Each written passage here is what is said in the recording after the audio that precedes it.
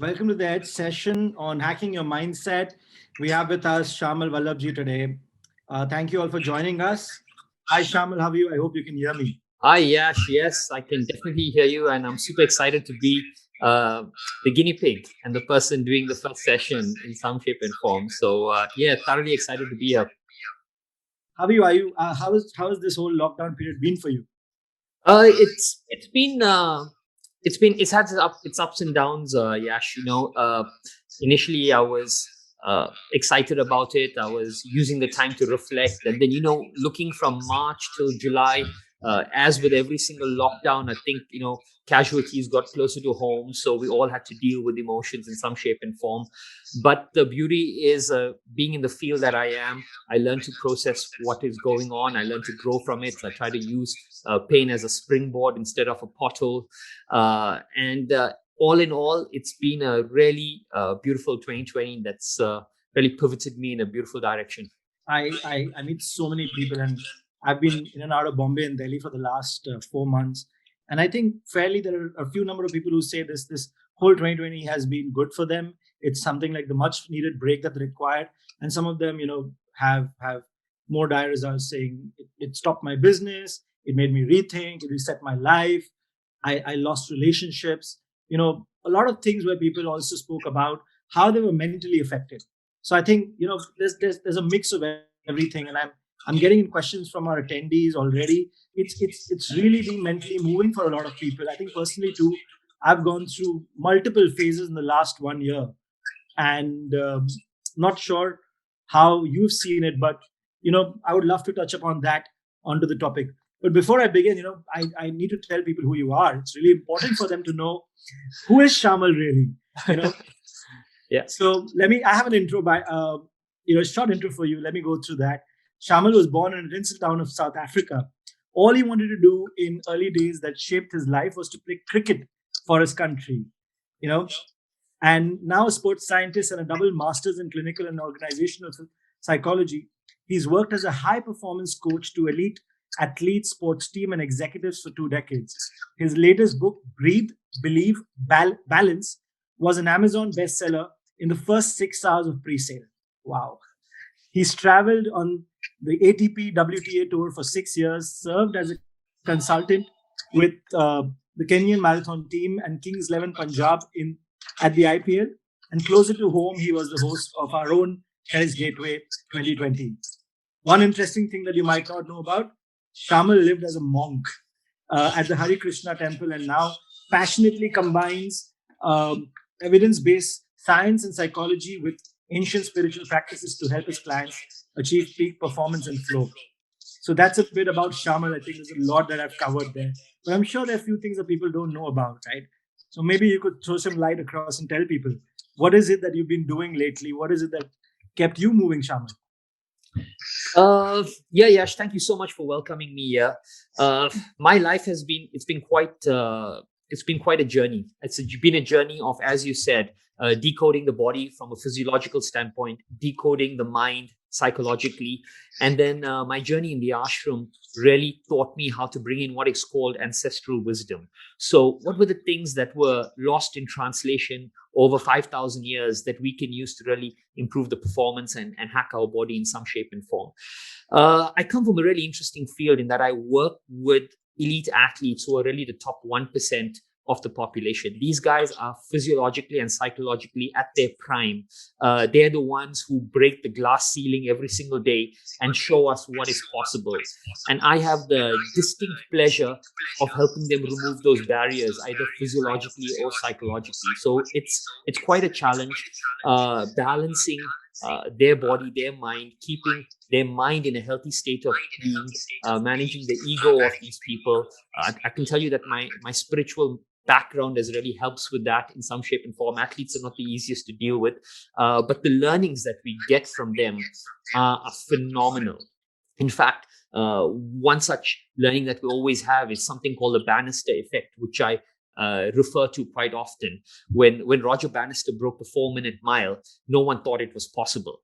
And then immediately after he broke it, 2 months later, John Landy broke it. And now we have thousands of people who break it. And that's what athletes do. That is a fundamental, beautiful gift that an athlete can give the world. He shows you what is possible. And for that, we can put our hands together, express gratitude, because then we know that that dream is possible. It's not just a figment of our imagination.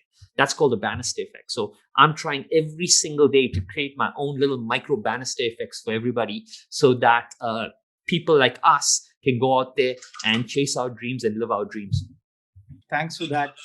I think, a lot of us really don't, in our daily lives, when we take out time and, we want to do work as normal and grow and become better every day, rarely do we come across and start studying ourselves.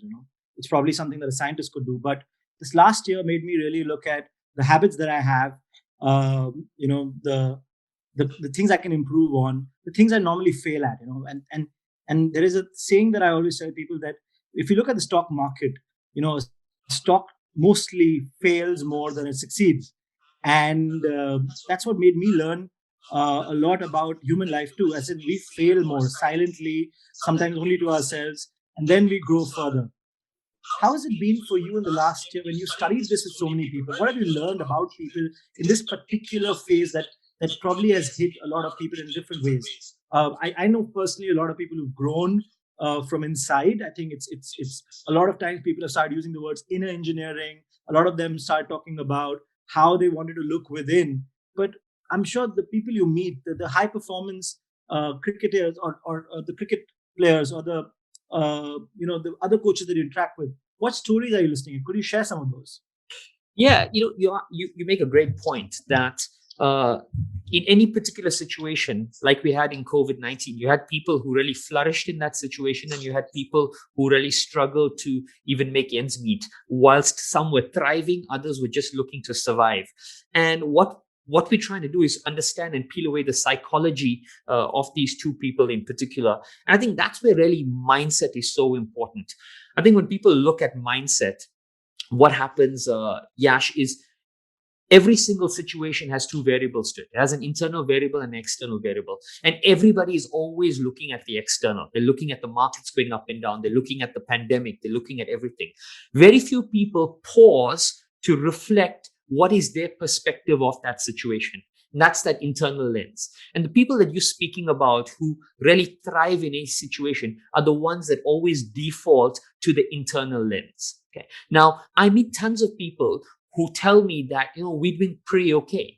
And I said, it's quite interesting that most people think they're doing okay because their measurement of metric or success is external. It's how much of money you're making, how successful, what title you have. Okay. And if you don't turn the lens inward, you'll never realize that you're probably tapping into about 50% of your potential. And the reason that happens is because it's not me, it's neuroscience that tells us, our brain really and truly works in a particular manner. Okay. And if you don't invest any understanding in that, if you don't challenge how that works, you really are not growing. So for every single person who's making money, who's seems to be thriving in some way, but you haven't taken a concerted effort to challenge the way you think, then you can rest assured that even though you seem to be thriving in what's an external environment, you are most definitely not functioning to your fullest potential. And that's where my athletes come in. When I work with the best, we have a beautiful model that we work with, which is a learning model. It has a few components to it. We play, we reflect, we analyze, we practice, we play. So it's play, reflect, analyze, practice, play. And that has two components to it, Yash. It has what is called a thinking component and what's called a doing component. The doing component is the play and the practice. The thinking component is the reflect and the analyze. And I've noticed that the best, most successful people on the planet across every single field, whether you're an athlete, whether you're a businessman, or whoever you are, if you bring these two components together, you've got a recipe for success, which means that you are thinking about your failures. And then you've got skin in the game with going in, making a change, and you move. And that's actually one of the reasons why so many people, so many corporates are stagnated, because the thinking and the doing is actually split up. So you have a small percentage of people who do strategic thinking. Everybody's doing execution. And the mistakes are made on the execution front. They're not given a chance to reflect on that mistake and grow. right? And as a result, they keep making the same mistakes. And these people on the top who are thinking, trying to invent new strategies. The secret to growth, the secret to failing fast, like we all know, is to very simply learn from your own mistakes. But that requires thinking. And you know this because this is what we do. This currently situation right now, as we're talking, Zoom plus Clubhouse is an experiment. We will learn something from it. And we will think about how to improve from it. And that's how we'll get better. But if we outsource the thinking of this experiment to someone else, we're going to make way more mistakes. And that's fundamentally the problem with that growth mindset. Is if you have skin in the game with thinking, you're taking ownership for growth. And that's the first powerful mindset shift everyone needs to adhere to. What you're typically saying is make your own mistakes and don't outsource it to anyone else. And last year was more about doing that. We all made our own mistakes. We all found our own weaknesses in some way or the other. And I think that's what it is, because how much can you learn from someone else's mistake? And if you don't go through this particular path of finding out ourselves and our what it is from us inside, then we would probably not uh, be a better version of ourselves. Whereas a lot of people I know fear going through this path because they don't want to be hurt. They don't want to open up their peels of their layers that probably will upset them, hurt them, or reveal themselves. Right? That's what you're saying, right? Well, yeah, that's exactly what I'm saying. And you mentioned a really powerful word, and that word is fear. So many of us are operating with fear. Now, let's break down fear a little bit. What is fear? Fear is really the unknown. It's something that we cannot explain, something that we don't know the outcome of. Now, the unknown, fear will always exist as long as there's an unknown there. So what cognitive behavioral therapy is telling us is that if we can peel away the layers of the unknown, then we will no longer fear it, and then growth becomes possible. But I'll take a small caveat here and I'll give you a little beautiful example of a child. You see, a child with its mom, and I know you just have a new baby at home, so you're going to experience this in a few months for sure, right? As the child starts moving around, it's going to stay with mom. It's going to go into a new environment, and then it's going to play outside that. And if it gets scared, it's going to come back to mom. It's going to feel safe, and then it's going to decide to explore again. Now, what is the child teaching us? The child's teaching us that you can only explore the unknown upon a foundation of safety. Okay. Now, that is why so many of us are fearful of exploring our potential outside our comfort zone. Why? Because we don't know where our emotional safety net is. And the reason we don't know this is because we've never been encouraged to feel and express how we feel. So as a result, as adults, nobody knows how you feel. You have no vested interest in saying it. The corporate ecosystem doesn't encourage it. So you have absolutely no safety net. Without a safety net, how can you possibly expect it to explore the unknown and grow through that? It's not possible at all. So children teach us very beautiful lesson, and that's something powerful that we need to create. Now, I come from the world of sport, so I need to explore the unknown in every single practice. In fact, that's a rule of mine, that every single practice needs to redefine you as a person. Okay. And the only way that's possible is for me to create what is an emotional comfort zone. So my relationship with my athletes, making sure everything that they need is there to push themselves from a safety point of view, from an equipment point of view, from a nutrition, hydration, psychological point of view. The more tick boxes I create, the better equipped they are to challenge the unknown. Shayamal, when you said that we have to be able to accept, in a way, failure, and it should start quite early. I think that's a problem with a lot of Indian parents when they compare their child with others, or when they, the mark sheet syndrome, as I used to call it. There's a speaker called Shailja Sen. She's a child psychologist, and her TEDx Gateway talk was all about invisible children and how the system's wired towards this whole mark sheet that makes their real qualities invisible. And interestingly, when you say this, I kind of feel that it's so ingrained into parents to just send their child, and I'm feeling it right now. I'm feeling the pressure to say, hey, can I already start looking at schools for a 2-month-old baby? And I had a friend call up that my child's 3 years old, and they did not get through this very big famous school, some famous school in Bombay, and I could feel the pressure. And then once you take all the efforts as a parent to go and put the child into school, you then look at the value out of this whole mark sheet, right? Do you think there's trouble fundamentally at that level with the way parents are wired, or the way the system, particularly in India, is wired to not accept failure or to keep competing with some other standard set by someone else. Yeah. The problem with the whole world is that we've been hardwired to compare ourselves. Okay. Now, comparison can do one of two things. Comparison can either inspire you, or comparison can feed a psychology called envy. Right. And for most people, it feeds envy.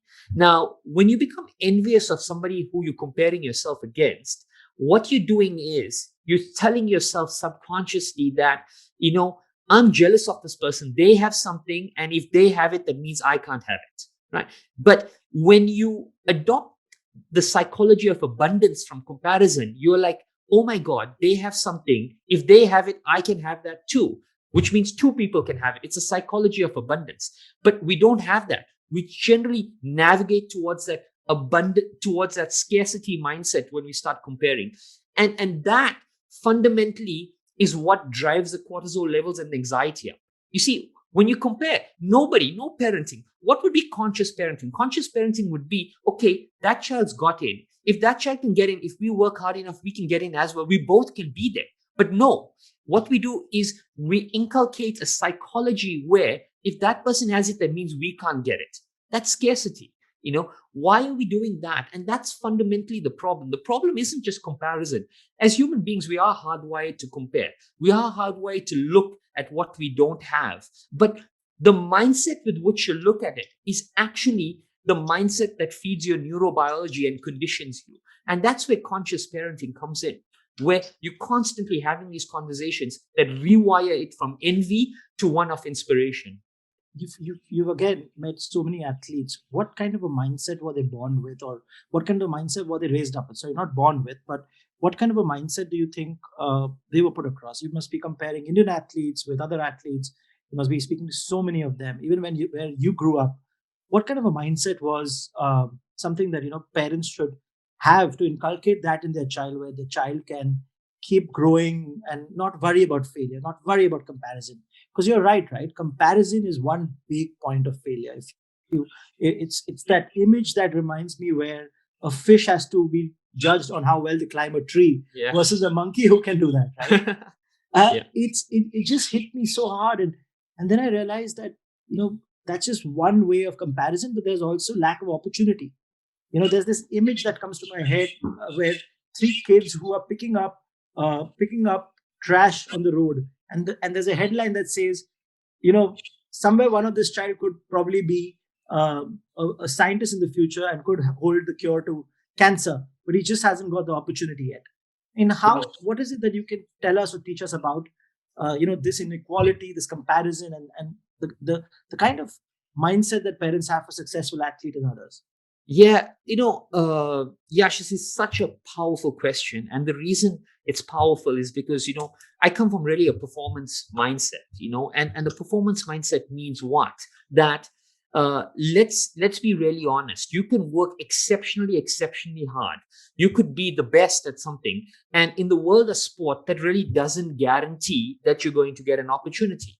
Unfortunately, that is just realistic. For example, let's take the game of cricket. When you have a wicketkeeper, that guy is going to be around for 10 years, which means for 10 years, anyone coming up, they could be highly talented. They could be practicing really hard, but that opportunity is really never going to present itself, which now comes to the most powerful learning that you can ever take away from sport. So my athletes go every single day and they practice for hours and hours on end. Now, that practice doesn't guarantee success, neither does it guarantee opportunity. So why would anyone ever do this? Well, there's a reason why we do this. The reason why we do this is very simple. We have a simple rule, and that rule is that there is no greater travesty on earth than getting an opportunity you're not prepared for. There's no greater travesty on earth than getting an opportunity you're not prepared for. So it's not about working hard so that the opportunity is guaranteed. It's not about working hard so that success is guaranteed. It's about working hard so that the day the opportunity arrives, you are damn well prepared to make sure you hit it out the park. So that is the psychology of a champion. And talking about psychology and having worked with athletes, I can tell you one thing, that Not every professional athlete has the mindset that's needed to become a champion. And that's the difference in a psychological state that I always call champion versus the underdog. And for everyone listening, I want you to just pay attention for the next 1 minute, because this is subtle but very powerful. This is an example.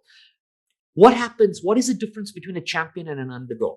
Okay. The champion and underdog will both practice exactly the same. They will practice equally hard. If you test them on every parameter, they measure up. They go into competition. They will both put in the same amount of effort. The scores may be as close as 1 point apart, or 1 millimeter, or 1/100th of a second apart. But the difference between a champion and an underdog comes not in practice, not in competition, but comes after competition.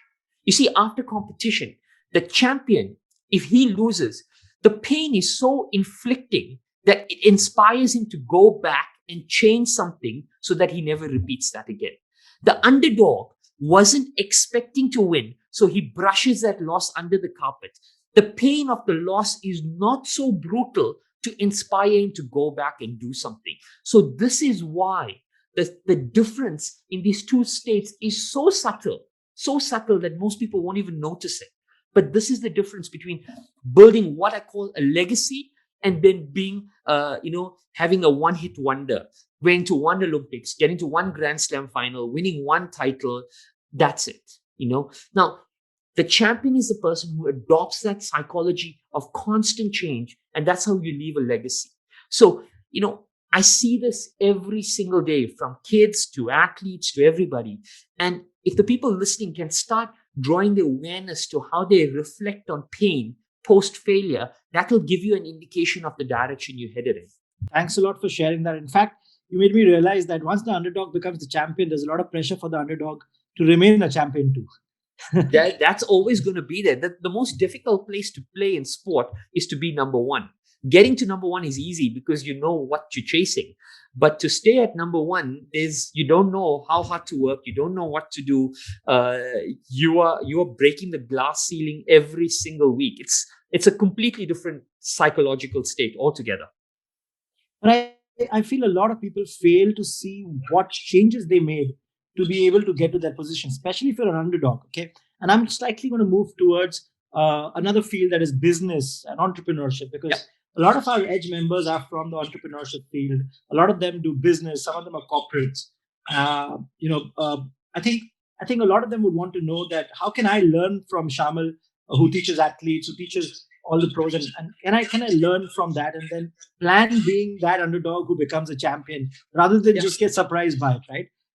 How does question. I don't know. Every time I remember the times we've won something or we've done something phenomenally well without planning for it, we just said, "Oh shit, we should have taken notes." How does one measure that, and how does one get there? So firstly, Yash, I'll give you the secret for how we measure that, or at least how I do that. But I can tell you one thing, that, working with you, you brought into my awareness a lesson that I work with my athletes, which is the power of practice. I know doing TEDx, I rehearse so many times that when the final event comes, you're in such an automatic zone that you're not even thinking. And that's the power of practice, isn't it? But for everyone who's listening out there, okay, for you in business, if you want to know if you're moving in the right direction, what is the acid test? How do you know that? Well, very, very simple. You see, who you are today is, we use the word self-image. So that's who you currently are. And every one of you are working and you're aspiring to become another person, right? Now, every one of us has two images. We have a physical image, which you can see a reflection of in a mirror. And then you have that internal value system, the internal image of who you are. Now, how do you see that?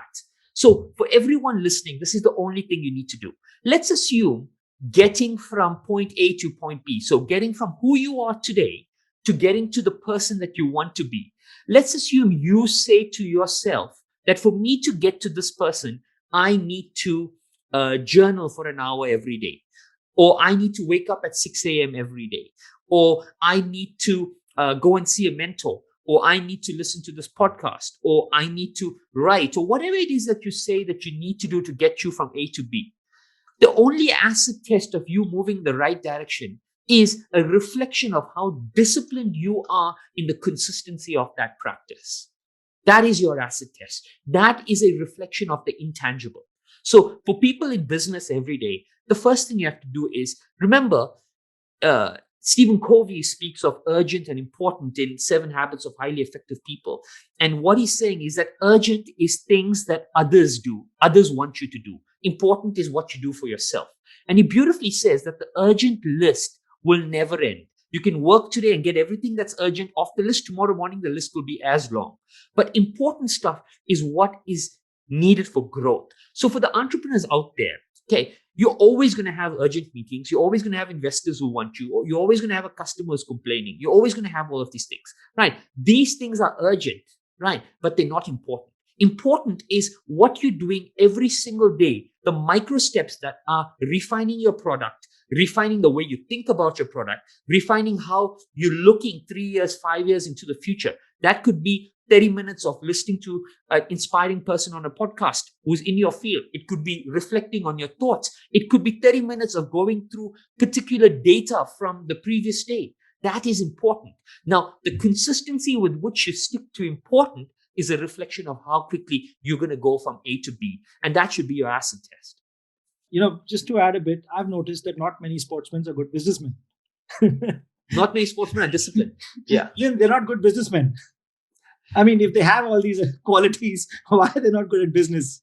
Anyway, sorry, that's just a jibe I was taking there. But, Shayamal, again, it's easy to measure if I can run. We had this session with Marcus, Dr. Marcus, a few days ago, and asked him the same question I'll ask you. It's easy to measure certain things that are tangible in front of you, right?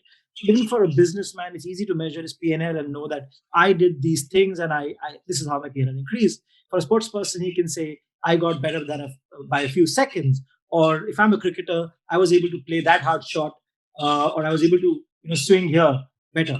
But how sometimes, and I think not just sometimes, actually, most of the times, it's very difficult to see intangible things and measure them. So what are the metrics that you see? If you can give us with more examples, because I'm seeing a lot of people saying, okay, how do I measure business growing and my mind growing along with it as to expand a business? Or someone saying that as a sports person, I might be getting faster and better, but mentally I'm depleted. The intangible is not really seen out here. How does one balance that? And another question linked to that is, how does one balance that life that gets affected because of work? So that balance of work life that comes in out here, again, sometimes invisible, intangible, very difficult to measure. Absolutely. So, Yash, as a sports scientist, I'm someone who's working with data. That's what I specialize in. And, just to tell everyone, this is how I work with an athlete. If I meet them, I assess the data of where they are and I assess where they want to go. And the quantifiable difference between them is what I'm trying to close. Now, to answer Yash's question, I started off 20 years ago, I would probably look at 500 to 750 data points. And I realized that it's not sustainable to look at that much to make a single decision. And then you narrow it and you carve it down. And after 10 years, I used to look at probably 1 or 2 data points, maybe variable heart rate or a sleep marker or something. And then I realized even that is not a measurement for success. So I created my own metric marker, which every single one of you can use. And this answers the question that he's asking, right? It's a very simple, and every single one of you can do this, right? You take an Excel spreadsheet and you create 2 columns. Okay. One column is what you say you're going to do in a week. Everything that you want to achieve in a week, you write it down in column 1. Column 2 is where you tick off everything that you have done in the week. And let's assume you want to list 20 things that you want to do and you manage to only tick 5. You're going to get a ratio between this. Okay. You're going to get a ratio. When you're taking what you've actually achieved and you divide it by what you said you achieved, you're going to get a percentage. That percentage is an indication of how much you value your own word. Okay. How much you value your own word. Now that is the most powerful data point on the planet. Why? Because no sports scientist, no doctor, no neuroscientist, no analytical scientist on the planet can help you if you don't even trust or value what you're going to say. So until you don't get that marker up to 80%, no science on the planet can help you. So what do? I work with athletes to make sure that the first thing is when you say you do something, you're going to go and do it. Then I can start working with everything else. So when you want to look at that data point, that's the first data point you need to look. The second question was about balance. And balance is a subject that's very close to my heart, and I really study it in various shapes and forms. And for me, I break up balance into four different quadrants: the body, the mind, your relationships, and your environment. Everyone needs this. Now, the first thing you should know about balance is not a static place that you get to, and we've been sold the wrong image of it. If anyone asks you, give me an image of something in balance, you'll think a weighing scale, and it's fixed with equal weights and opposite sign. The truth is that balance is not symmetrical. Balance is fluid, and balance is dynamic. It's changing every single day. But the most important thing about anything that's in balance is the central point upon which it's resting. And in life, that central point is you. So for those people who want to balance their life between the amount of hours in work and the amount of hours at home, or the quality of everything, the person sitting in the middle, which is you have to know yourself well enough, which means that you have to be able to actually pause long enough to reflect on certain thoughts so that you can make good decisions. And when I'm saying it's asymmetrical, what I'm trying to say that, listen, if you're spending as an entrepreneur 14 hours in your office, it's not possible to spend 14 hours at home. There's not enough time in the day, right? But the quality time, a quality 1 hour or a quality 2 hours, can offset those 14 hours. This is why I'm trying to say it's asymmetrical. Okay. And the other important thing is, know this. This is probably the most important aspect of balance: body, mind, relationships, environment. Every one of us has to have an anchoring pillar. Because the anchoring pillar, when the shit hits the ceiling, when life goes off the edges, the anchoring pillar brings you back to ground zero, right? So for a person who has a great relationship, right, that could be your anchor. So if the business is failing, at least that person in that love in your life can help center your energy. For me, it's spirituality. For my athletes, it's their body, right? When things are going all out, they put their shoes on, they go for a run. It's something. If you don't know what anchors you, you're going to be like a leaf in the pool. So very important. Know what's anchoring you, and don't look for anything static. That's really, really important. In fact, it made me think of what the kind of various moods I felt during the lockdown. I actually had so much to be anchored. We were expecting a child, and my wife played a very important role, and I played an important role for her in the entire process. We left from Bombay somewhere in May, and we were in Delhi for a while, and we really wanted to come back to Bombay, but things just went from one lockdown to the other lockdown. We could just hear about so many cases, businesses being shut, you know, events not happening, event companies being shut, so many things that were happening. And the anchor was relationship. And after that, then when we welcomed the child, the anchor was the fact that we had a new life with us, and everything else felt smaller that way. I think it makes more sense, because when I was thinking about this a few days ago, I was like, am I the only one who's gone through like 5 different phases? Where at one point, you know, I became an atheist probably. I was like, what's the point of praying and planning and, wanting to have everything? And I was like, is there God? Is God really there? And the second point, it was about, look at everything around us. It's so beautiful. Nature's back. You can hear the sound of just the wind blowing. You don't have the cars around you. You don't have people honking. And then you're like, wow, maybe God's there too. So I think each one of us was able to find that.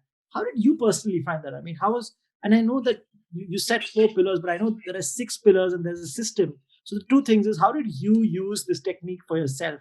It's more important for us to know that, because again, champions do it differently. So thought we'll look into it. And do you really have the spreadsheet with you? Can you show it to us? So what I have is, yes, in a simple assessment that I created recently, I have what's called a balance assessment, which helps people decode balance in their own life. And I added 2 more pillars, or I broke up 2 more pillars there. The 2 pillars I brought in were career, which is work, and environment were the other ones that I brought in. So it's body, mind, relationships, environment, work, and spirituality are the 6. And I think I've put the link in the comment section where you can go through, and it'll help you quantify balance in various shapes and forms for you. And for me, really and truly, my anchoring is my spirituality. It's a practice that I use every single day to help me decode who I am. And what's really beautiful about balance assessment that I've created for you guys, and I would encourage you to take it, is I classify people into 5 different archetypes. The first archetype is a person called the awakened. The awakened means a person who just realizes that I need to change something in my life. I can't keep going like this. Just that realization enough gets you to the archetype called the awakened. The second archetype is called a seeker. So the person who is searching for information in various shapes and forms. They would buy books, they would sign up for courses, doing everything. The third archetype is called the ardent. The ardent is a person who starts practicing 1 or 2 pieces of information in there. The fourth archetype is a person called the unwavering, who from those few that he's practiced, he picks 1 or 2 and he goes deep in it. So he decides to meditate every day, chant every day, run every day, gratitude journal every day. And the fifth archetype is called the enlightened. And the enlightened is when the person practices that practice for such a prolonged period of time, they start to see the world through that lens. Okay. And that's the power. So for example, for me, meditation is my anchoring point.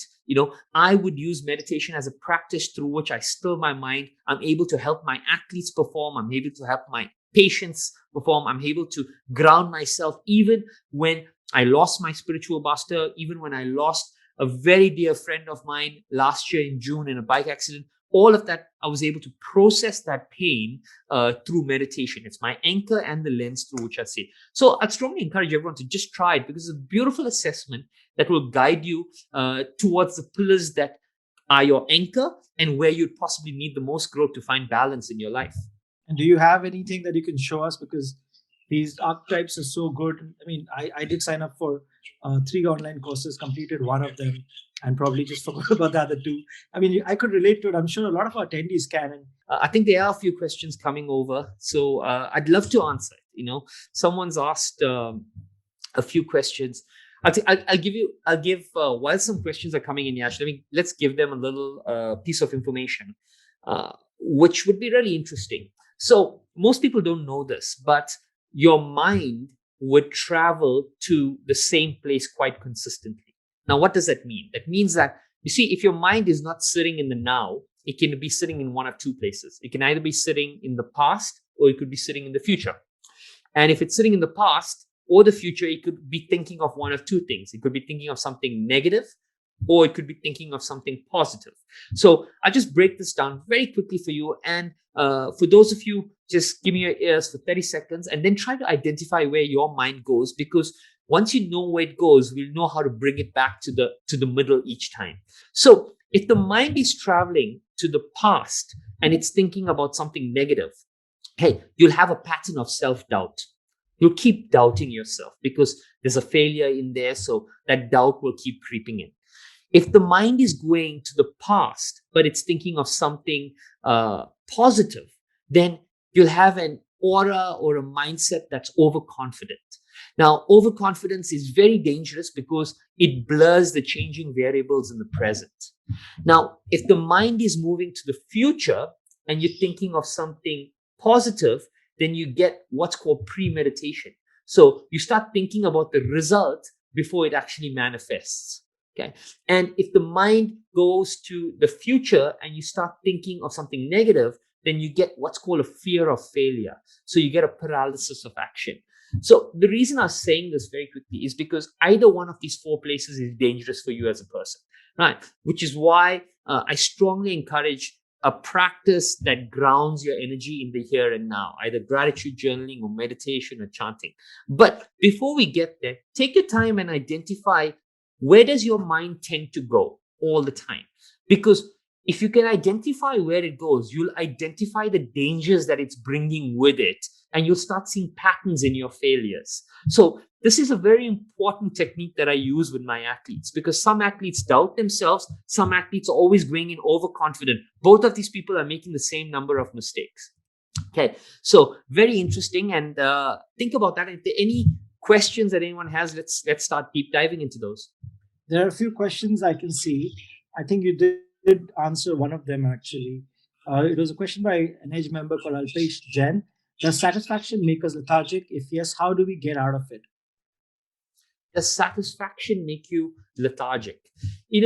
First thing we have to do is define what really satisfaction is, and I use the words achievement and I use the words fulfillment. So a lot of people are the satisfaction will be a sense of achievement, and that sense of achievement is the titles you have, the amount of money you have, how much you've raised, all sorts of things. Fulfillment is in alignment with how are you living in alignment with your core values. Now, the reason we are here today was because yesterday we had a discussion on this Edge group where someone spoke about purpose, and that Ikigai model popped up, and that's how we got to where we are in this very, very moment. Now, Ikigai is a model that's all about purpose. Now, purpose means living in alignment with who you are, isn't it? Now, that means fulfillment. So, Alpesh, I think the question is not so much about satisfaction. The question is that you could get everything you want, but they could still feel hollow inside. And that hollowness is linked to whether you are living in alignment with who you are as a person. Now, one of the best examples I can give of this about what living in alignment with who you are is, you guys are all, or most of you guys are entrepreneurs, and you would have been on conferences where you've heard tons of other entrepreneurs speak in some shape and form, isn't it?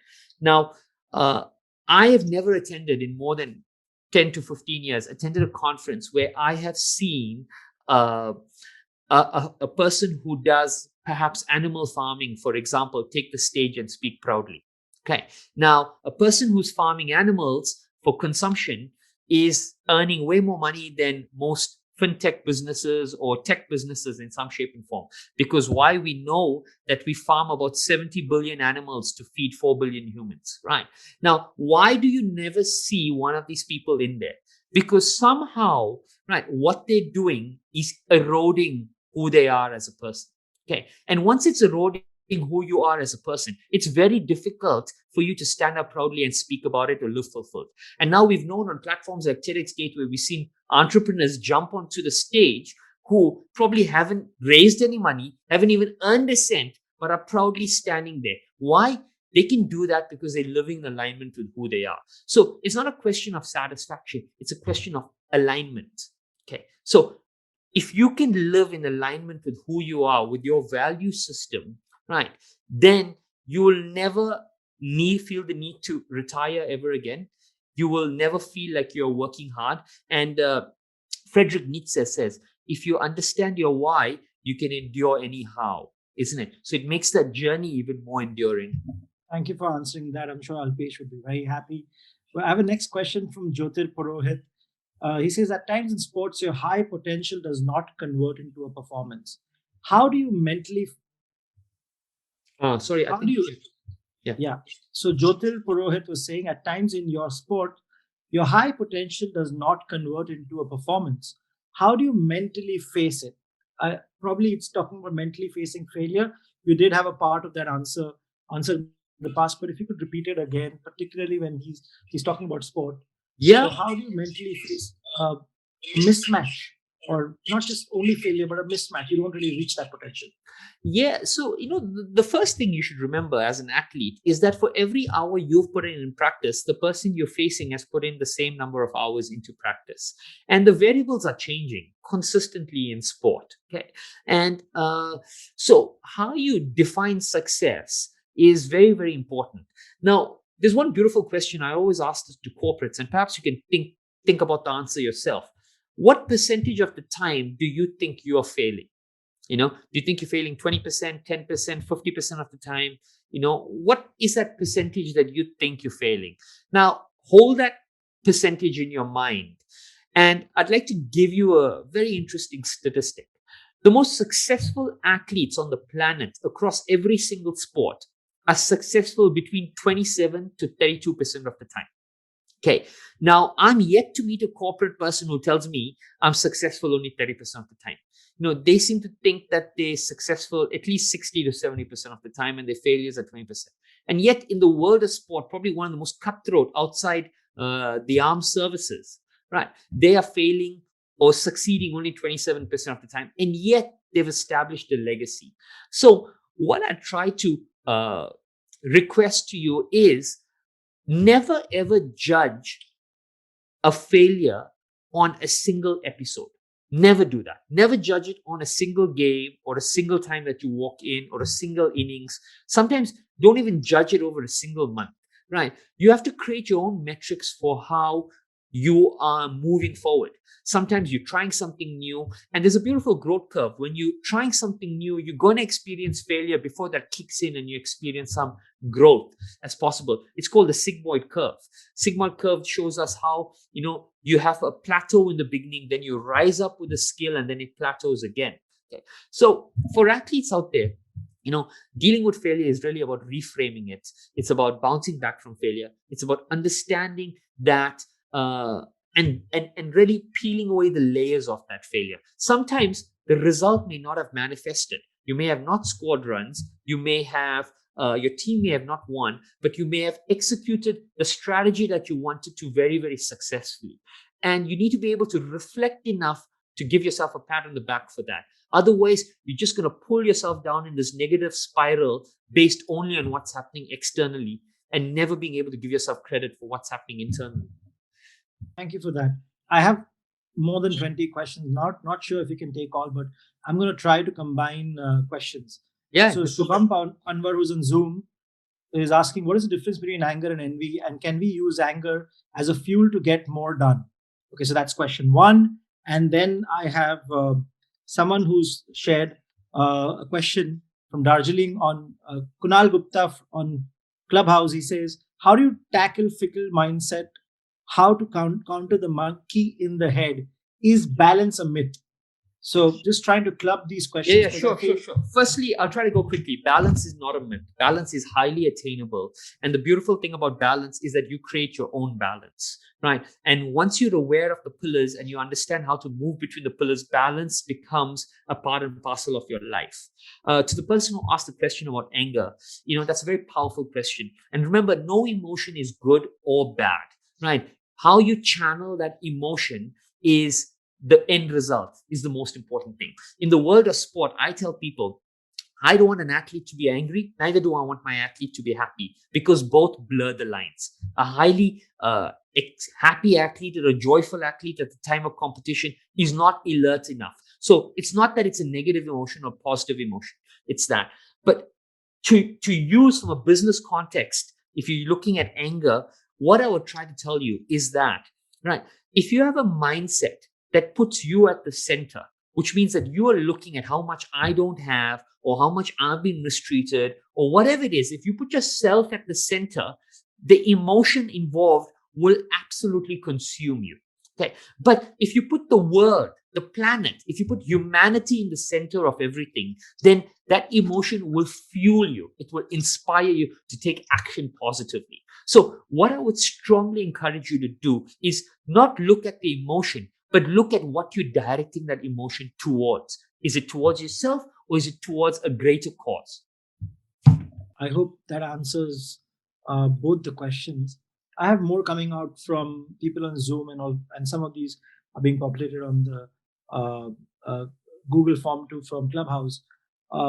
Sita Raman asks, learning from others' experience can learning from others' experience reduce my fear zone? That's one. And Satish Shanoy says, for every successful sports person, there are thousands or more sports persons that just don't surface. Okay, I'm not too sure if this is just the question, or probably what he means is what happens to this phenomena? How can they, do better? Or probably is this a phenomena because there is have and have not that happens out here. And Kiran Sivdas says, what techniques have you seen work the best to discover one's ikigai? Okay, so sorry, what was the first person said something? I lost that. Can learning from others' experience reduce my fear zone? Absolutely. So we can get knowledge through few ways. One is academically, the second is practically or experientially. And this is how we really absorb information. So you can learn from academically, and that's what books are. Books are other people's knowledge. So the more you read and peel away information based on other people's learnings or other people's experiences, you can definitely reduce fear and you'll be able to exploit. That's what's called the banister effect. Someone tries something that you haven't tried will give you confidence in trying that. So yes, you can learn from others. To the person who said that athletes, for one that makes it, thousands don't, that is very, very true, and there's very little we can really do about that, because only 11 people take a cricket team and only one cricket team in a country of 1.4 billion, only 15 people will be selected and only 11 will take the field. Just based on the sheer numbers, there is going to be a large filtration process that has there. And there are two types of people. There are types of people who will be deterred by that filtration process, or there'll be people who are inspired by that filtration process. But the secret to really athletes is to hold up the mirror and be honest with yourself. When you look at your performances, when you look at what you're doing, right, how do you stack up against everyone else? Because really, that's what I'm doing. If you, for example, tell me that I want to be a fast bowler and your speed is 132 kilometers per hour, you can bluff yourself till the cows come home. You're never going to play for anybody. You understand? But if you want to believe that you could get a chance, if you're in the upper 140s, then yes, you do have a chance. So this is how you really need to be more realistic with yourself and you expect, especially in the world of sport, because opportunities are few and far between. So yeah, that's it. So I'm going to club a few more questions. This one's from Rupa Ganiga and Dhruv Shukla. Rupa says relationships cannot be an anchor for me and spirituality makes me complacent. So I can't decide what would be an anchoring pillar for me. Dhruv says, how can you find your anchor across these pillars? Again, similar questions of finding the right anchor. Absolutely. And these are fundamentally great questions. So everyone who's thinking about the right anchor, congratulations, you guys are moving in the right direction. So like I said, there are 4 pillars, right? The pillars are body, mind, relationships, their body, mind, relationships, environment, work, and spirituality. Okay. So you can find your anchor in any single one of these. You can find your anchor in any single one of these. Okay. The secret is to see, how you're performing in these. What is your stability point? How are you getting your most success through these? So, for example, if spirituality is your anchor, it would already be a part and parcel of your life. If work is your anchor, you would be finding a significant amount of success in that. So, as an entrepreneur, perhaps work is an anchoring pillar for you right now. For people who are entrepreneurs, where work is the anchor, you may need to draw your awareness to how do you have balance in your life with respect to your relationships and your health. The secret also is to understand, and probably one of the best ways to look at it is my health being eroded, or is the quality of my relationships being eroded? Right? That is a sign of imbalance. Okay. And then what you should do is look at how to balance that off. Now, your anchoring pillar doesn't mean that it'll help you balance. It'll just help you center. It's where you get the quickest, easiest success. It's where you can ground your energy. That's what your anchor. It's your strongest pillar. It's where you invest the most amount of time. It's where you have the most amount of success. Okay, so it's something that you don't question. That's how you find your anchoring pillar. But your anchoring pillar may not be what you need right now. As you do the assessment, you can write to me and I'll help you decode what is the areas that you possibly need the most growth in. Thanks a lot. The next question comes from an anonymous attendee. And that's what I like. If it's okay, we don't want to judge you on your questions, and if you really have a pressing question that needs an answer, go anonymous. You've enabled the anonymous mode and ask a question, whatever it is. A few days ago, the session we had with Marcus had anonymous questions coming to me, and I was just amazed that these are important questions. It's okay if you don't want to take your name and ask that question, but please feel free to just put it out there as an anonymous person. So the anonymous attendee says, how do I overcome an imposter syndrome? How do I motivate myself to begin all the things I love to do before? That's a phenomenally amazing question. Firstly, whoever asked that, thank you very much. The reason why I love it is because in every single high-performing individual on the planet who I've worked with, I can tell you with confidence that they wake up every single day and there is an element of self-doubt. That imposter is talking about them. But what happens is their conviction, their competence is what silences the imposter. Now, how do you get confidence? Confidence is brought in through competence. Okay, so how do you silence the imposter? How do you silence, for those of you who don't know what the imposter syndrome is, the imposter syndrome is really that negative voice that keeps talking to you, that brings in that doubt, that tells you you can't do it. That's what that imposter is. Okay, how do you silence it? You silence it by raising your confidence. How do you raise your confidence? You raise your confidence through competence, which means that the more you practice something, the better you get at it, the more confident you get. The more confident you are with something, the less likely that imposter is going to shout at you really loud. You'll be able to silence him. But I want you all to know that elements of self-doubt, elements of negative talk are very, very common with every single one of us. And don't let that be the deterrent. There was really something else that I noticed the other day with me whilst I was running on the treadmill. I noticed that when it was getting difficult, first a voice came in saying it's tough, you can't do this. Then another voice came and said, okay, push a little harder. All of that. That was what was happening. And then I realized, okay, you know what? That negative voice that you all have, that every single one of us have, that voice is a reflection of a person that existed at some stage in our life. Okay, remember that. That negative voice didn't just appear. That negative voice is a mirror of a voice that existed. So, what I do and what I encourage is I encourage people to draw their awareness to whose voice that is, right? And just heal that relationship, heal that voice. Say to that voice, understand that person, that person was not right. Once you heal that voice there, right, moving beyond it becomes exceptionally easier. Not It doesn't disappear, it becomes easier. Again, an anonymous attendee, and I have so many of them asking, how do I maintain peace in life when one person is completely destroying my life?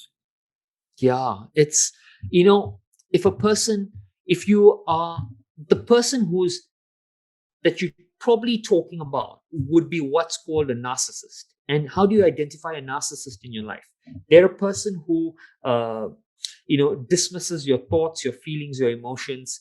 They do not value you. Every time you try to have a conversation with them or heal them, they would bring in periods of silence.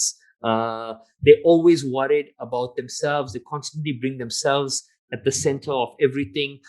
They would throw any of your past errors or mistakes in your face to get emotional control over you. Okay. The person that you're talking about is very possibly highly likely is that narcissist in your life. And all of us have that person in our life. The truth is that it's very difficult to change them. The reason why you can't change a narcissist is because they don't think that there's anything wrong with them. They're constantly looking towards you and they always think that you have the mistakes and there's something wrong with you. And in counseling, we have a saying that people are in therapy because the people who need to be in therapy are not in therapy. So for whoever asked that question, my heart goes out to you because I understand how difficult it is. But I want you to know that emotional comfort and emotional boundary setting is still a choice that you have. You can decide how much of yourself you're going to leave at that doorstep, how vulnerable you're going to make yourself. And you can at least protect yourself emotionally as a place to get strength and emotional comfort from. And I would really encourage you to start there. It's amazing how many anonymous questions are coming in. And while we're supposed to end the session right now, I think some of these deserve answers, especially students who really look forward to guidance, especially people who really look forward to mentor. I think this is a moment that we can all come together and maybe help someone who is in distress or really needs answers. So there's one question that's from a student. He says, I'm a student and I screwed up my exams. I think all of us have. And it's been a long time. Those scores are still haunting me. I just can't move on, which I really want to do. Oh, interesting. So the first thing is, have you attempted to really take the exam again, or have you not attempted? Because if you're trying to take it again, then we can really just try a different study technique, and there are plenty of study techniques we can do. One of the best ones is, I think I call it the Feynman technique, which is if you're trying to learn something, teach it to someone else. I'm saying this because I'm sure there's few students who are listening. That's the fastest way to learn something, teach it to someone else.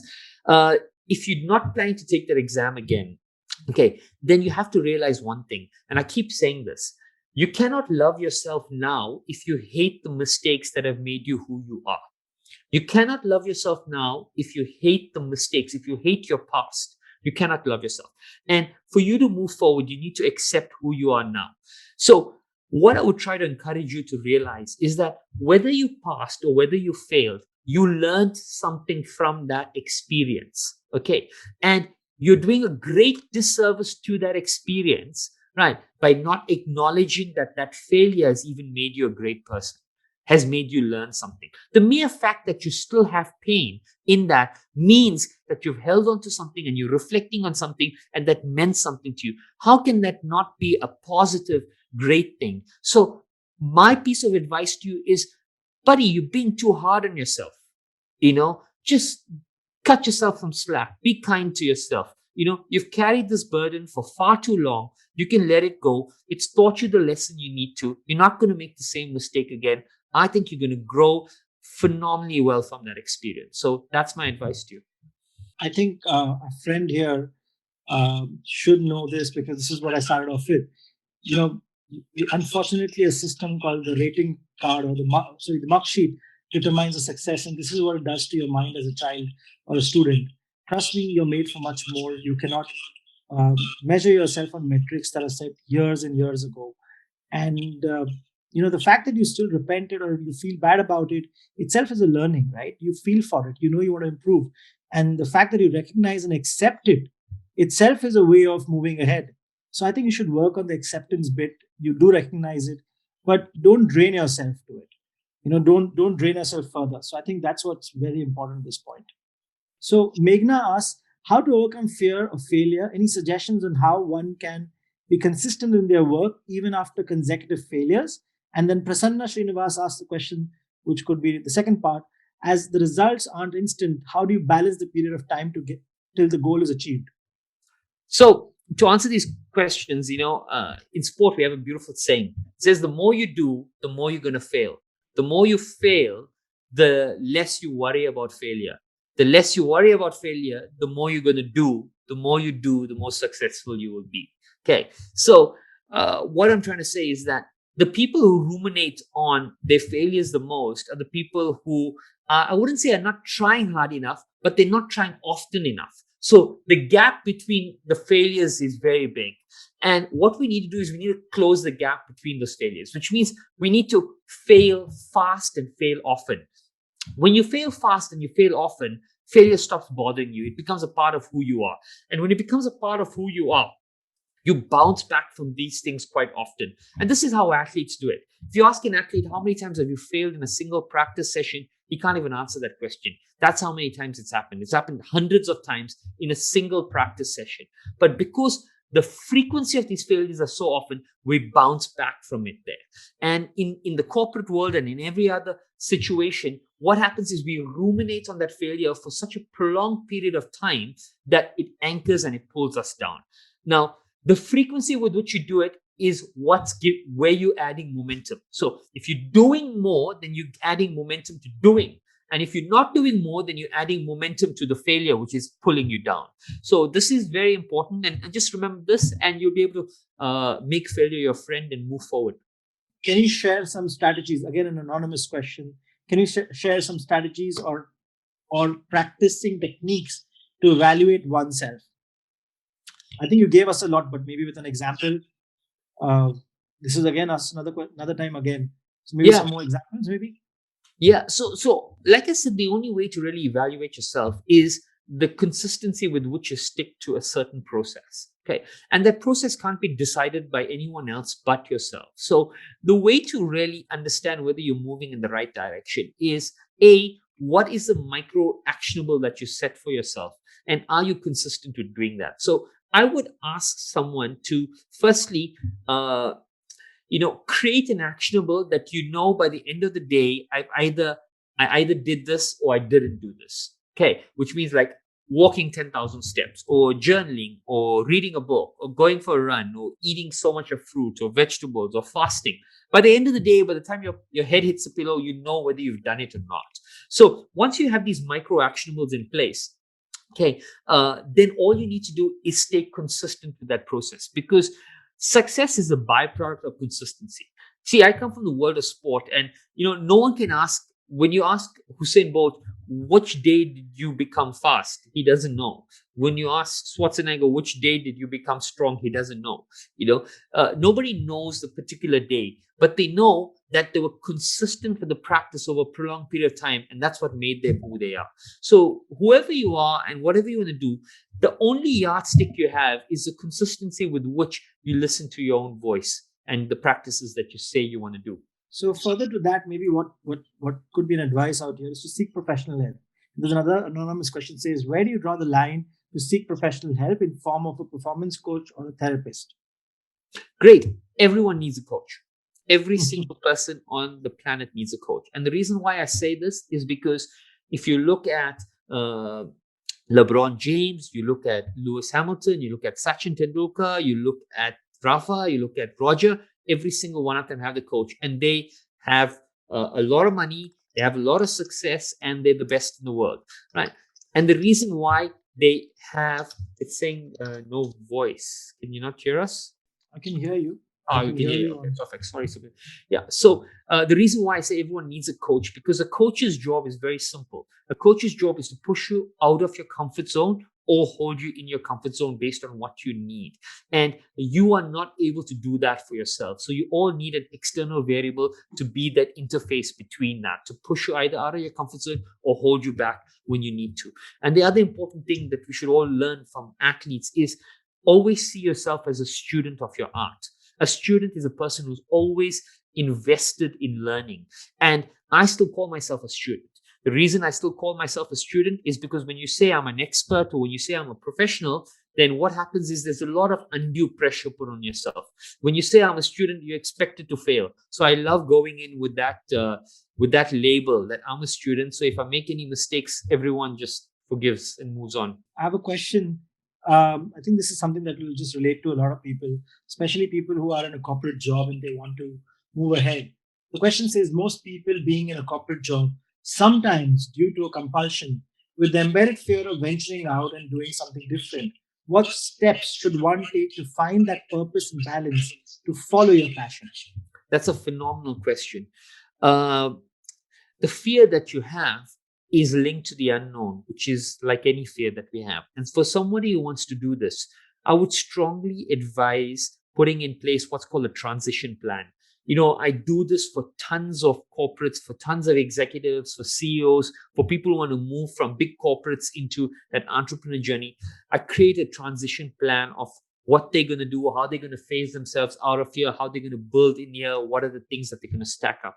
So for someone who wants to do this, you have to understand the consequences of the decision you're going to take. You have to absorb and accept the consequences. And then you have to put in place what's called a 3 to 6 month transition plan for how you move into that place. And make sure that every single person in your environment is aware of that transition, and do it responsibly and take accountability for that decision and the consequences of that decision. So really and truly, that's what you need to do. And the transition plan is not just a piece of advice. It's based on a piece of psychology by Alfred Adler.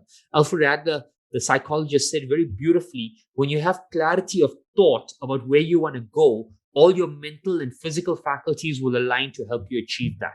So that's what a transition plan is. We're trying to give ourselves clarity about where we want to go, and then we're allowing the universe and our mental and physical faculties to really align to get us there. I think, again, this is a very important question that came across, and I know a couple of people in the Edge group that resonated with this, and this is the beauty of what we're trying to do out here. It's amazing that if you can, learn from someone who's been there, done that, and try to even implement a percent of it, I'm sure that percent will make a difference. So here's an anonymous attendee, and I think it's a flavor of anonymous attendees. And I really like it that at least you're stepping up to ask a question and then making it as real as possible, that it's okay if you don't put a name, but at least you get an answer out of this. So the question is, how do I let go of my past? I have said goodbyes to every former friend who was a bad influence. I don't feel accepted, even when I clearly am, and still feel like an outcast every time I try to make new friends. That's a great question, and what you've asked is one of the core things that every individual wants to feel. Every individual wants to know, how can I fit in, and then how can I stand out within my group? Okay, And Lester Lebowski, this beautiful psychotherapist, says every individual on the planet wants to be empathized with, understood, valued, seen, heard, respected, and treated fairly. Okay. And what's really important is, I think, my only piece of advice to you is, and the best way to give this advice is, I'm going to give you an example. An example is that of a radio station or a radio channel. If you take a radio station, and like, in Mumbai, we have that Radio 1 that plays beautiful English music, right? It's consistent with what it's saying and what it's doing. And everyone that likes that frequency starts migrating towards it. If a radio station kept changing what it was playing every single day, it would also have no one there. Okay. So my advice to you is, right, don't change your frequency to try to match what's happening outside. Start listening to who you are and start radiating positively with who you are. Start being authentic and be proudly authentic, and then watch the magic unfold. Because everybody that sees your beauty, acknowledges your beauty, is gonna fly to you like bees to honey, and that's all you need to do. So I would ask you to just reflect on who you are, spend some time, peel away a few layers, and then become proud of that person that you are, and let it shine like a sun, and then the magic will unfold from there. Such a beautiful answer. I think, Shamal, we should host another session just on finding your authentic self. I Yeah. think that's something a lot of people are looking forward to, finding an authentic self. But I really encourage each one of you attendees, if you have a personal question that can help, that you need an answer from, it's okay. Go to the anonymous mode on the Q&A box. Yes, only on the Q&A box, and put your question there. That's our only request. Put it out there. You never know how an answer can help you, how it can shape things, and how it can help someone else who's listening in when they relate to the question too. So I hope this is one question, the one that I'm asking next, that relates to a lot of people.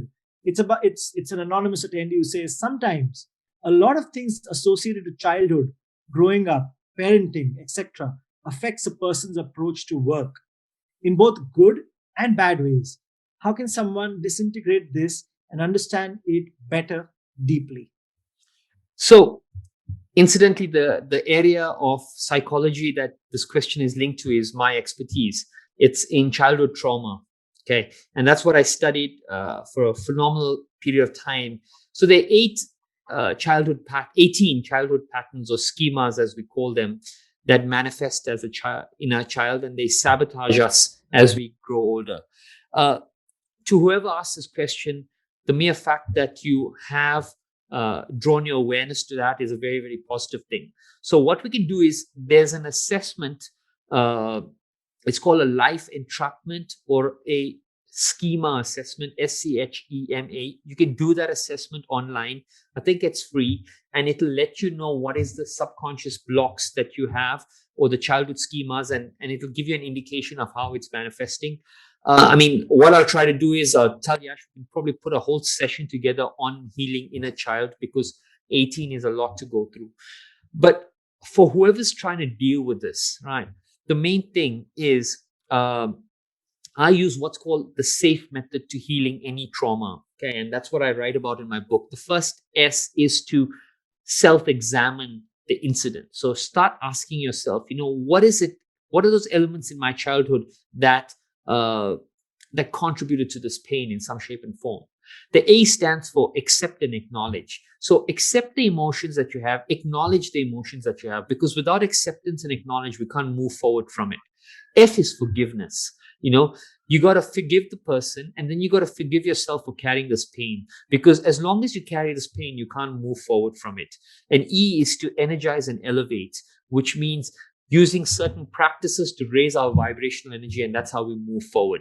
Remember, you can't switch an emotion off. An emotion can transition. So anger can't be switched off and become happiness switched on. Anger transitions through happiness. Anger moves from anger to acceptance, from acceptance to gratitude, from gratitude to happiness. That's how something transitions. So for anyone who's dealing with any inner child work or any child pain, the first thing is acceptance. Once you accept it, we can move forward. And the one practice I would encourage you to do is, it's called the Ho'oponopono prayer. Right? Chant this every day. It's 4 words. That's it. 4 phrases. You say, I am sorry. Please forgive me. Thank you. I love you.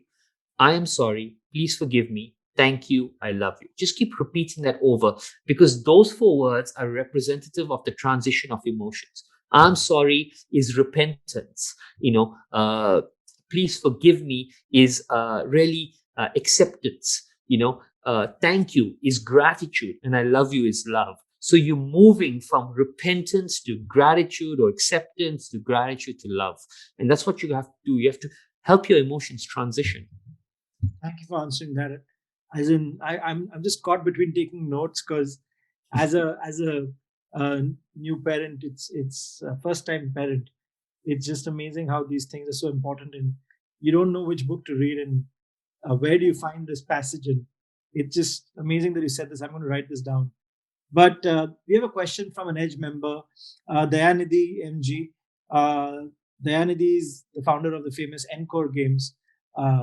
They just released something called 4G recently. And I really liked his question. He says, Sachin Tendulkar is a synonym with self-actualization need of Maslow's need theory. How can an athlete or an entrepreneur shoot for self-actualization of the potential one possesses? This is a phenomenal question. Firstly, Maslow's hierarchy of needs is a very Western philosophy. And I've debunked Maslow's hierarchy of needs in my book called Breed, Believe, Balance. The reason why I debunk it is we come from India. And in India, we have a word that's deeply ingrained in our culture called seva. Seva means selfless service. You are taught the word seva way before you're taught anything else. You're taught how to give from your home, give what you have to others who need it less. And we've had beautiful examples like Mother Teresa, examples like Gandhi, modern examples like Kailash Satyarthi, Ella Bhatt, so many more who don't tick any of the boxes on the first 4 levels of Maslow's hierarchy of needs, but are self-actualized and self-transcending in every shape and form. And I'm very, very proud to tell you that in the East, we flip Maslow's hierarchy of needs on its head. Now, having said that, there's a beautiful book and it's called Man's Search for Meaning, in which, Viktor Frankl says something really beautiful. It is through self-transcendence that you can truly self-actualize. Now, I'll break this down for our members out there. Self-actualization means knowing yourself, means peeling away the layers of understanding who you are. Self-transcendence means giving of yourself to a higher cause, to community. And what Viktor Frankl said, which is what we believe in the East, right down in every single cell in our body, is that when you start serving humanity at its core, that's how you'll truly discover who you are. So as a business, as an individual, as whoever you are, if you want to self-actualize, you have to find the path through self-transcendence. You have to start giving. The more you give, the more you'll discover who you are. Thank you for that. That's amazing.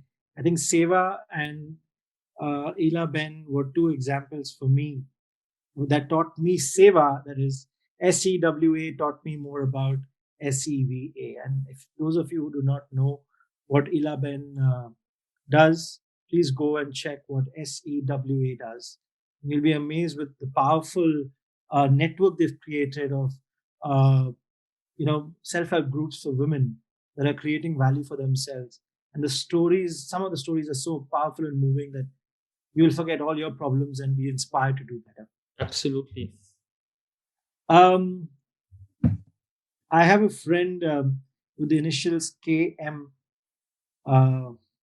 who's joined in, and there's amazing questions that he sent across, and I'm going to read one of them. It's about it's important for it's also a statement and a question saying, even if you reach the topmost height, you still feel that you've just reached the base of the mountain. It's a challenge, and if you still keep looking up, you'll never see an end to it. Uh, a lot of people don't understand that on that level in life. Sorry, a lot of people don't understand that level in life. The race gets deadlier, and you really want to quit, but you can't quit. Always take time out at the base to enjoy where you are, because the more higher you go, the more harder you'll fall. So it's a question that I think, I don't want to really question. it's philosophy. It's a philosophy. Sorry, it is the question, KM, but thank you for joining. True. What he's saying is really true. It's very lonely on the top, and I tell my CEOs who I work with this, it's only lonely at the top if you forget who you were with at the bottom. Remember that. Okay. Because if you know who you were with at the bottom and you stay true to the friendships, you'll have those friendships at the top as well. Right. But if you forget the people you meet along the way and the people who support you along the way, you're going to get to the top and it's going to be very, very lonely there for sure. But having said that, when you look into the future, no matter what stage of the mountain you are or in life you are, looking to the future always brings a sense of uneasiness and insecurity with it. You cannot look into the future and feel comfortable. You're always going to see a sense of lack. Okay. So whether you're at the bottom or at the top, looking in the future will do that, which is why gratitude is so important. Gratitude is one of the only practices that grounds your energy in here and now. You start asking yourself, what are the things that I appreciate about here and now? And that's why I tell every person, entrepreneur, not an entrepreneur, ground your day every single day with just 2 or 3 minutes of gratitude. Okay, because that's the only thing that's going to pull you back to the now. And we live in a very dopamine driven world. The dopamine driven world means the world wants you to look into the future. Dopamine as a hormone, right, cannot allow you to enjoy the present. The hormone that allows you to enjoy the present is serotonin and oxytocin. Okay, and the best way to get oxytocin secreted, right, here's a tip, is to hug someone, hug a tree, hug a dog, hug someone. You hug someone, oxytocin is secreted. When oxytocin is secreted, you are appreciating the now. If you don't touch anybody, the dopamine's driving, you're thinking about the future. So it's so simple. I mean, science is so simple. Human touch can bring you back to now if you want to do gratitude. Shamal, you know what? I'm not sure how many attendees will come, but we need to do an offline session, especially one that involves a deeper masterclass and then a one-on-one. And we're just hosting our first ever offline session of the year at Edge next week on 13th of Feb. It's a session with a fund manager and investment manager, fund manager of repute called Saurabh Mukherjee. And we were amazed at first. We thought 5, 10 people will turn up, but it's probably 50 people who are coming in. And we've just got a large space in Powai that will allow like great interaction. And surprisingly, over 200 or maybe more than 200 odd people watching it online. So I think we're doing more of these offline, online kind of hybrid events till things get better. I hope, fingers crossed, by September we'll be able to do something bigger. But I really want to encourage you to take time out. I don't know if you're getting out of your house as much. I don't know if you're traveling as much, but please take time out. Come and meet these attendees because these anonymous questions will have a face to it. They will have a courage. They will have the courage to come up in front of you and ask for questions that they need answers for. And I think it's seva and service for us to be able to do this. So please take time out. I'm going to drive all the way to Bandra right now, find you, hug you, and thank you for doing this. But we're going to call it an evening. We're going to call it a night. Actually, it's 10:30, and I think Clubhouse booted us because we went over a certain time. But here on Zoom, I still have so many attendees, so many questions pouring in. Thank you all for taking time out. I hope Shayamal does give us his time to do an offline event, and I hope anyone and everyone could join in online and offline for this session. So thank you again. Thank you all who've joined in. So many familiar names from the Edge group. So many people who are not from the Edge group, but I hope this had value to you, because the one thing we do at the Edge community is that we add value to each other's lives. And this is just one form of value. I think there are so many networking groups that do so many things, but at core, humans want to be better every day. And they want to be with people who make them better every day. Shayamal, I'm going to add you to my circle of 5 and make sure I learn from you. Thank you again. Thank you all for joining in. Everyone. Thank you again. Thank you, Shayamal. Thank you. Thanks. Bye.